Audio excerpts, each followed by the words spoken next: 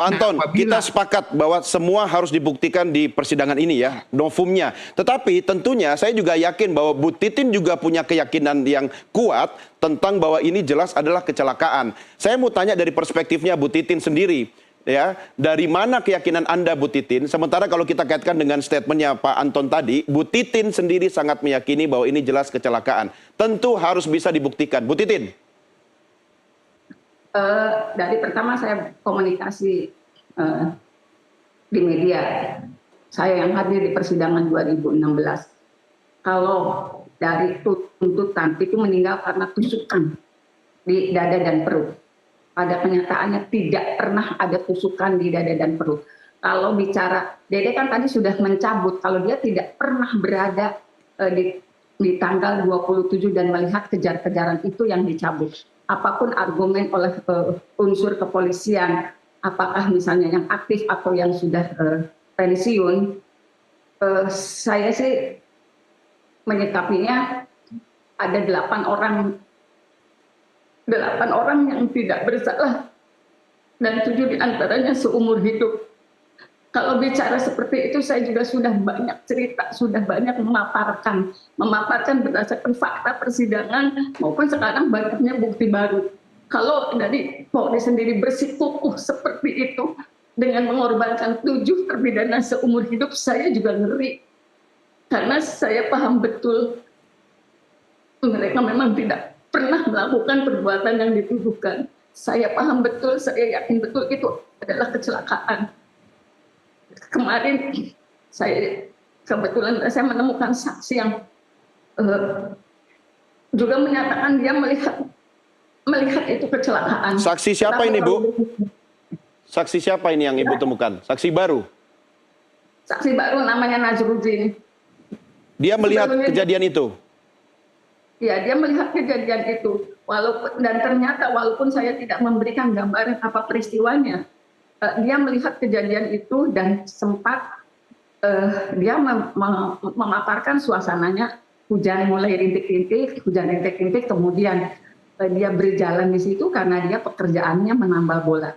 Nah, ketika naik ke atas flyover Talun itu, dia melihat ada seseorang yang duduk di bantalan flyover dan dia menduga itu begal. Nah, karena dia takut, dia berhenti sebentar.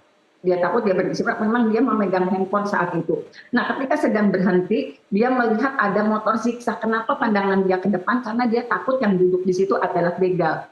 Dia melihat motor itu zigzag, kemudian zigzagnya dia gambarkan lebih jelas. Zigzagnya itu ngambil satu badan jalan penuh. Dari ke kiri ke kanan, ke kiri ke kanan. Kemudian dia jumping dan dia menyatakan yang menabrak itu bukan motornya. Badan pengemudinya terlempar, tapi bagian depannya, dia bisa ceritakan itu bagian depannya. Kemudian melihat kejadian itu dia berlari, tapi dia memang memegang handphone. Dia memotret sekelilingnya. Handphone itulah yang sebetulnya itu handphone tahun 2016, saya sangat berharap handphone itu bisa dibuka. Memang handphonenya sempat diserahkan gitu. Sekarang sedang mudah-mudahan alibi apapun yang dinyatakan oleh jajaran yang menyatakan ini adalah pembunuhan dan pemerkosaan dengan begitu banyaknya kesaksian dan mereka berarti membawa sumpah, mereka menyatakan itu di sidang TK. Masa masih tidak percaya, masa masih meyakini gitu. Saya juga nggak ngerti. Iya, tapi kan semua tentu harus dibuktikan ya Bu Titin ya di persidangan ya. Artinya ketika kemudian Anda mengatakan saksi Nasaruddin itu melihat motornya zigzag atau oleng, apakah itu dia katakan bahwa pengendaranya itu dalam kondisi mabuk begitu? Kalau kesaksian Nazruddin, ketika dia mendekati, dia mencium bau alkohol yang sangat menyengat. Sebetulnya masalah bau alkohol ini di 2016 saya pernah mendengar, tetapi sayangnya tidak pernah tercantum di hasil visum awal. Ketika itu tidak pernah tercantum, makanya saya nggak pernah menyatakan itu karena memang tidak tercantum di sini. Tetapi dengan sekarang keterangan teman-temannya, walaupun belum diberikan di persidangan, tapi mereka meyakini pernah minum sebelum berangkat minum alkohol, juga mengkonsumsi obat-obat, itu kan sudah disampaikan. Ya, Bu Titin, apakah Nasaruddin ini sudah dimintai keterangan secara resmi dan sudah dicatat keterangannya? akan diajukan sebagai saksi di minggu pekan depan. Pekan depan ya. Artinya ini saksi kunci juga dalam kasus Vina ya.